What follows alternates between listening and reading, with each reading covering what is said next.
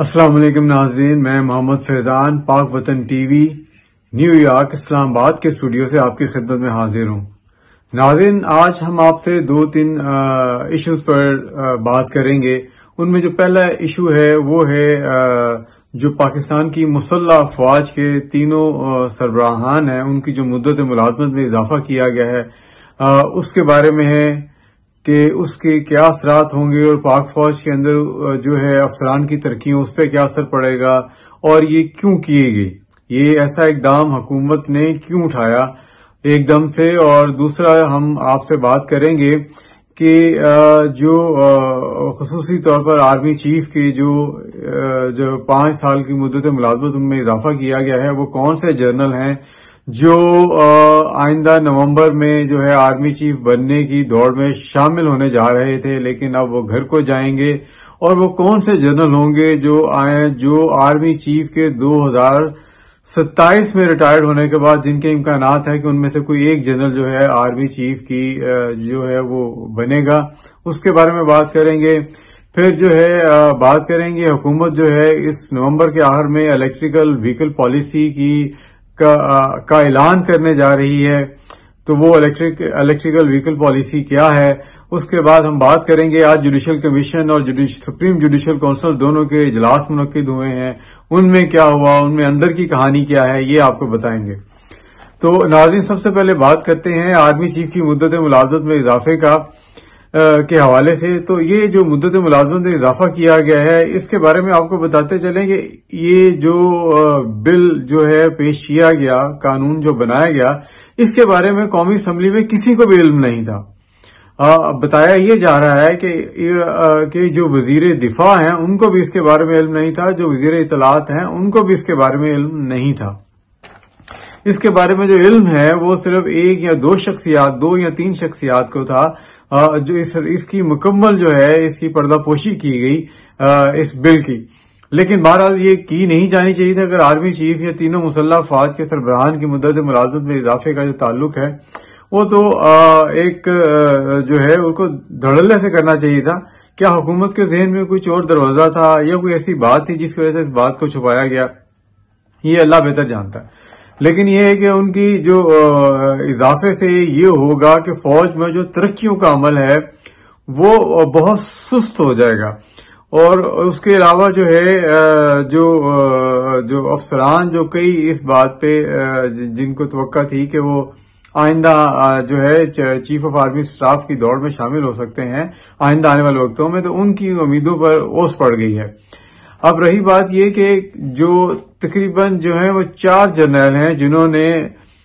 آئندہ سال نومبر میں آرمی چیف کی دوڑ میں شامل ہونا تھا، لیکن اب وہ جو ہے وہ اس ظاہری بات ہے کہ ایک ایکسٹینشن کے بعد وہ اب ریٹائرڈ ہو کر گھر چلے جائیں گے۔ ان میں جو ان میں سب سے پہلے جو ہیں وہ ہیں کور کمانڈر منگلا، وہ نعمان ذکریہ، وہ اس دوڑ میں شامل تھے۔ اس کے بعد راولپنڈی کے کور کمانڈر ہیں راولپنڈی کے کور کمانڈر شاہد امتیاز ہیں، وہ اس دوڑ میں شامل تھے۔ پھر لیفٹیننٹ جنرل فیاض شاہ ہیں، آئی جی ٹریننگ اینڈ ایویلویشن ہیں، وہ اس دوڑ میں شامل تھے آرمی چیف بننے کی۔ اس کے بعد جو ہے کور کمانڈر ملتان ہیں حسن گلریز، ان کے چانسز تھے کہ وہ آرمی چیف بن سکتے ہیں، ان کا نام آرمی چیف کے لیے جانا تھا۔ یہ 4 نام تھے جو پرائم منسٹر کو منظوری کے لیے بھیجے جانے تھے، لیکن اب اس ایکسٹینشن کے بعد یہ لوگ اب جو ہے وہ ریٹائرڈ ہو جائیں گے۔ تاہم ایک بات جو حکومت نے ناظرین، حکومت نے تمام سربراہان کی مدت ملازمت میں اضافہ تو کیا، لیکن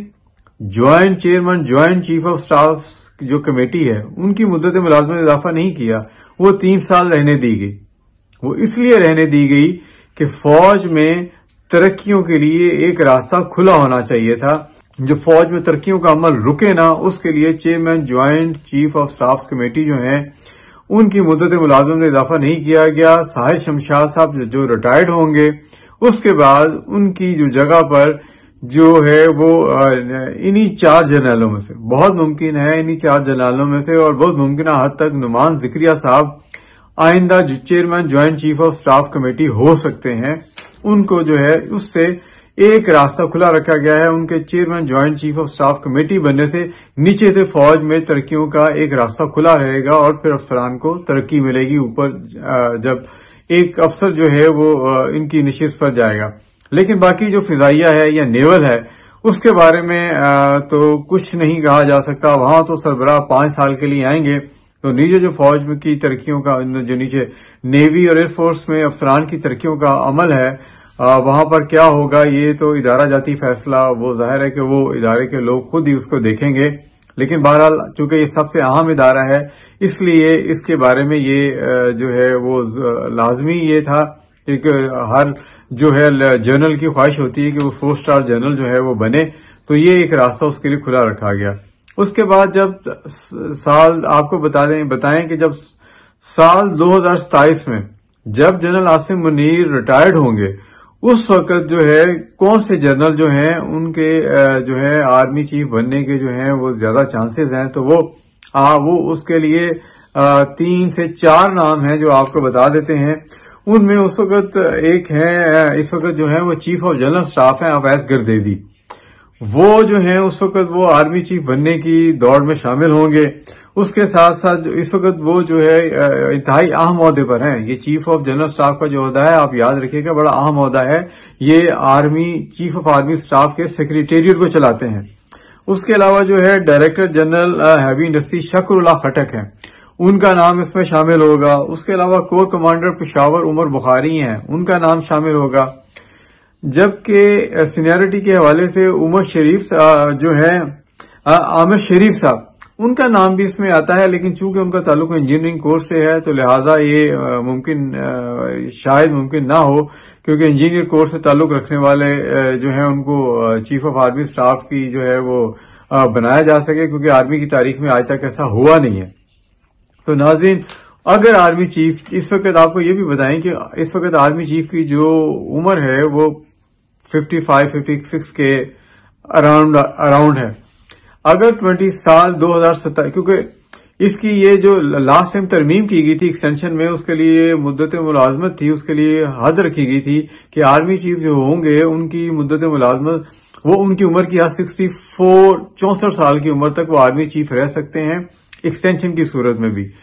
تو ابھی ان کی عمر بہت کم ہے تو ہو سکتا ہے 2027 میں اگر ان کو ایکسٹینشن نہ ملی تو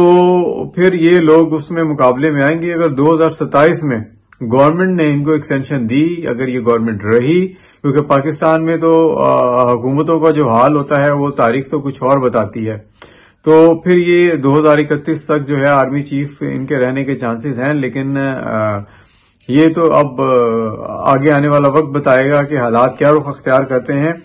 اب آپ کو اس کے ساتھ ساتھ بتائیں کہ آج ناظرین جو 2 اہم اجلاس ہوئے سپریم جوڈیشل کونسل کا اور جوڈیشل کونسل کا. سپریم جوڈیشل کونسل میں جو سب سے اہم باتیں 2 ہوئیں وہ تھیں ایک تو وہاں پر ججز کے خلاف جو ہیں 10 شکایات اس کو ختم کر دیا گیا کہ وہ اس کے لیے ثبوت کافی نہیں تھے اور ساتھ ہی سپریم جوڈیشل کونسل نے فیصلہ کیا کہ آئندہ ججز کے خلاف جو بھی درخواستیں آئیں گی اور وہ جھوٹی ہوں گی تو درخواست دینے والے کے خلاف کارروائی کی جائے گی. اس کے بعد سپریم جوڈیشل کونسل کا اجلاس ہر مہینے بلانے کا فیصلہ کیا گیا ہے اور جو 6 ججز سے جنہوں نے ایجنسیز کے حوالے سے سپریم کورٹ کو خط لکھا تھا ان کا معاملہ بھی جو ہے وہ زیر بحث آیا اور یہ فیصلہ کیا گیا کہ سپریم کورٹ کے جو ہیں وہ رولز ان کو کوڈ آف کنڈکٹ وہ تشکیل دیا جائے گا اور وہ تمام اداروں پہ لاگو ہوگا یعنی کہ وہ فوج کے اوپر بھی لاگو ہوگا. سپریم کورٹ کا ججز کے حوالے سے کوڈ آف کنڈکٹ ہے وہ ایجنسیاں یا فوج کا ادارہ جو ہے وائلیٹ نہیں کرے گا. جوڈیشل کونسل میں اجلاس میں یہی اندر جو ہے وہ طے ہوا رولز جو ہے آئندہ آنے والی میٹنگ میں جو ہے وہ پیش کیے جائیں گے. اس کے علاوہ جو جوڈیشل کمیشن ہے اس کا اجلاس ہوا. سندھ میں جو آئینی بینچز بنانے تھے اس کے حوالے سے کوئی فیصلہ نہیں ہو سکا تو بہرحال جو سندھ کے چیف جسٹس ہیں ان کی تجویز کے اوپر جو چیف جسٹس ہیں ان کی تجویز کے اوپر جو سندھ کے تمام ججز ہیں ان کو آئینی بینچ کا حصہ قرار دیا گیا ہے 24 نومبر تک اور 25 نومبر کو جوڈیشل کمیشن کا اجلاس دوبارہ ہوگا جس میں آئینی بینچ اور اس کے سربراہ کا سندھ ہائی کورٹ کے حوالے سے فیصلہ کیا جائے گا.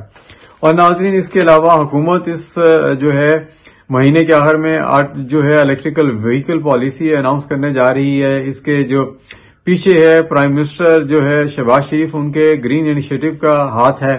اور یہ وہیکل جو پالیسی ہے اس میں ابتدائی طور پہ تو جو موٹر سائیکلیں ہیں اس کی صنعت کو پاکستان میں فروغ دیا جائے گا، لیکن اس کے بعد گاڑیاں جو ہیں ان کو بھی جو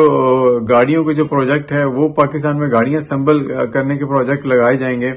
لیکن آپ کو یہ سن کر حیرانی یہ ہوگی کہ اس پروجیکٹ کے اندر اس پروجیکٹ میں تقریباً 31 کمپنیوں نے اپنی دلچسپی کا اظہار کیا، لیکن اس میں ایک بھی جاپانی کمپنی شامل نہیں ہے. اس وقت پاکستان میں جو سوزوکی، ٹویوٹا اور ہونڈا کی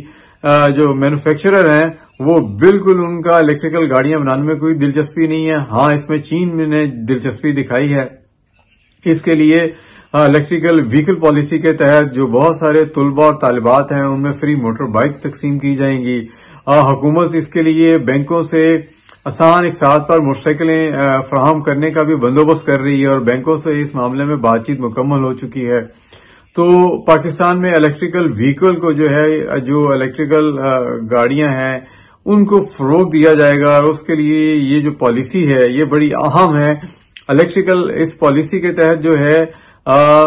جو ڈیوٹی ہیں اور وہ ٹیکسز انتہائی جو ہیں وہ کم کر دیے جائیں گے تاکہ جو لوگ آسانی کے ساتھ گاڑیاں اور موٹر سائیکلیں خرید سکیں، اور جو موسمیاتی تبدیلی ہے، جو ماحولیاتی آلودگی ہے اس کو کم کرنے میں مدد مل سکے. کیونکہ اس وقت جو ایک اندازہ ہے پاکستان کے تقریباً 50% جو پیٹرول کی مصنوعات ہیں وہ موٹر سائیکل والے استعمال کرتے ہیں. تو سب سے پہلے جو ہے موٹر سائیکلوں پہ توجہ دی جائے گی، ان کو جو ہے تبدیل کیا جائے گا الیکٹرک بائک کے ساتھ، اور اس کی حوصلہ افزائی کی جائے گی. لہذا یہ پالیسی پاکستان کے جو ماحولیات ہے اس کی تبدیلی کے حوالے سے انتہائی بڑی اہم جو ہے اس کو تصور کیا جا رہا ہے. تو ناظرین یہ تھا آج کی جو ہے ایشو سے اس پر جو ہے وہ آپ کو بتانا تھا کہ کیا حالات ہیں اور کیا پیش رفت ہو رہی ہے مختلف شعبوں میں اور کیا وجوہات ہیں. تو آئندہ اگلے ولاگ میں آپ سے ملاقات ہوگی. اپنے میزبان محمد فیضان کو اجازت دیجیے. اللہ حافظ.